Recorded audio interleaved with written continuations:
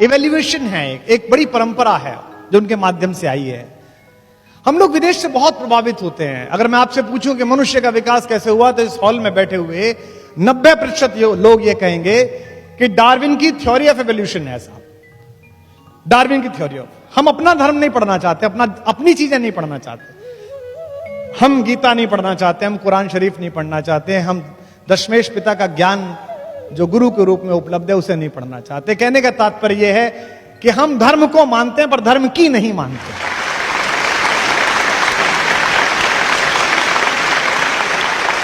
लेकिन आप ध्यान से देखें तो भारत में जो दशावतार की परंपरा है, जो हजारों वर्ष पहले, लगभग 5-6 हजार वर्ष पहले, तो इसकी कार्बन रेटिंग के प्रमाण है जिसके लिखे जाने के। डार्विन तो अभी आए हैं 100-200 साल पहले, वो बताकर गया है कि मनुष्य कैसे बना। जैसे डार्विन क्या कहता है, पश्चिम क्या कहता है कि जीवन सबसे पहले कहां शुरू हुआ? जल में शुरू हुआ, पानी में शुरू हुआ। हमारा पहला अवतार कौन है? मत्स्य अवतार, मीन, मछली कहां पैदा हुई? पानी में पैदा हुई। फिर उसके बाद कहता है कि आगे बढ़ी थोड़ी सी प्रकृति, तो एक ऐसी चीज पैदा हुई जो पानी में और जमीन पर दोनों चल सकती थी। क्या नाम है उसका? कछुआ, कच्छप अवतार। मीन, कमठ, सूकर, नरहरि। उसके बाद क्या आया? तीसरी चीज जो पानी, जमीन और कीचड़ तीनों को भेज सकता है, वो कौन है? वराह अवतार, जिसे कहते हैं सूकर। और उसके बाद मनुष्य बनना प्रारंभ हुआ, लेकिन पूरा नहीं बना। आधा पशु रहा, आधा मनुष्य बना। कौन बना? नरसिंह अवतार। देखिए थ्योरी ऑफ एवोल्यूशन चल रही है, अपने आप चल रही है, जो विदेशी समझ में नहीं आए। यहां तक आधा मनुष्य बना, अब पूरा मनुष्य बनेगा, लेकिन पूरा नहीं बन रहा, वो छोटी हाइट का बन रहा है। कौन पैदा हुआ? वामन अवतार। वो छोटा है, उसकी हाइट अभी बड़ी नहीं है। वामन के बाद कौन हुआ? एक ऐसा पुरुष जिसे कहते हैं केवमैन, गुफा मनुष्य, जो कम कपड़े पहनता है, गुस्से में रहता है, हर समय कुलाड़ा हाथ में लिए लेता है, जिसका अपनी इंद्रियों और अपने क्रोध पे काबू नहीं है, जो अपने पिता के कहने पर मां की तरफ कुल्हाड़ा लेके चल देता है। कौन पैदा हुआ? परशुराम पैदा हुआ। देखिए आप, आगे चल रही है, जिनको समझानी पड़ी लक्ष्मण को कि ज्यादा उंगली मत दिखाओ, यहां कुम्हण बतिया को नहीं।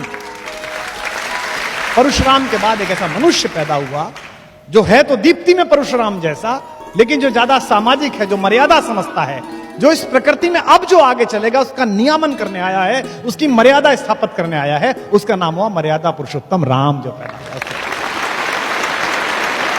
तो एक तरीके से डार्विन की थ्योरी के साथ साथ आगे बात चल रही है। लेकिन राम कैसे हैं? राम शांत रहते हैं, प्रिंस चार्मिंग है, मुस्कुरा देते हैं, ज्यादा गुस्सा आते हैं, बड़े सीधे हैं, बड़े सरल हैं, सीधी बात करते हैं, विनम्र हैं। जब उनसे कहते हैं लक्ष्मण कि आप कब्जा क्यों नहीं कर लेते हो, मैं प्रतिमा नाटकम पढ़ रहा था, उसमें मैं देखा, तो उन्होंने कहा 3 तरह के पातक होते हैं। जिस पिता ने रक्त दिया है उसके खिलाफ जाऊं, ये एक पातक है। जिस मां ने मुझे सगी मां से भी ज्यादा प्यार से पाला है, उसके खिलाफ जाऊं, ये एक पातक है। और पाप जिसकी सोच की सीमाओं के बाहर खड़ा होकर पराजित भाव से देखता है, उस भाई भरत के खिलाफ जाऊं, ये भी एक पातक है। तू मेरा भाई है, बता दे कौन सा पातक करके मरूं, बता कैसे करूं। वो राम पहले सामाजिक व्यक्ति हैं। तो राम का डीएनए जो है वो रिसेशन का डीएनए नहीं है, वो इवोल्यूशन का डीएनए है। इसलिए उनमें अपने घर के सारे लक्षण हैं। उनके एक पूर्वज है दिलीप, जिन्होंने गाय को बचाने के लिए अपना जीवन उत्सर्ग कर दिया। सच्चे वाले गौपालक थे वो, ऐसे वाले नहीं जो आजकल घूम रहे हैं, अच्छे वाले गौपालक। वो उसकी तरह गौ प्रेमी है, गाय को बचाने का संकल्प कहते हैं। विप्र धेनु सुरहित लीन मनुज अवतार। तुलसीदास जी ने कहा विप्र, धेनु और देवताओं और संतों के हित में अवतार लिया है। दूसरे, वो अपने सबसे पुराने पूर्वज हरिश्चंद्र, जिन्होंने मणिकर्णिका घाट पर अपनी पत्नी से टैक्स मांग लिया था, और जब उन्होंने उस साड़ी को फाड़ा, वहीं से सतयुग के समापन की घोषणा हुई। उनका पूर्वज है वो, उसकी तरह है वो, अपने पिता की तरह बात पर अड़ जाने वाले हैं। अगर एक बार कोई बात कह ली है तो वो ही करना है। उनके एक और पूर्वज है भगीरथ, जिन्होंने हजारों वर्षों तपस्या की। मैं गया था हर्षिल में, बापू ने बुलाया था, मुरारी बापू ने, अपनी कथा में कविता पाठ के लिए। हरिशिला वो जगह है, हर्षिल गंगोत्री के पास, जहां बीच गंगा में भगीरथी की धारा में एक बहुत बड़ी चट्टान फंसी हुई है। उसके ऊपर बैठ के हजारों साल तप किया, ऐसा सुनते हैं। तब जाकर गंगा प्रकट हुई और पृथ्वी पर आई, मोक्षदायिनी बनी। उनमें भगीरथ जैसी इच्छा भी, इसलिए उनका वंश इक्ष्वाकु वंश कहलाता है। संस्कृत के विद्वान लोग यहां पर बैठे, ईख को इक्ष्वाकु कहते हैं, इक्षु कहते हैं ना ईख को। ईख क्या है? ईख अकेली फसल है जिसका सब कुछ काम में आता है।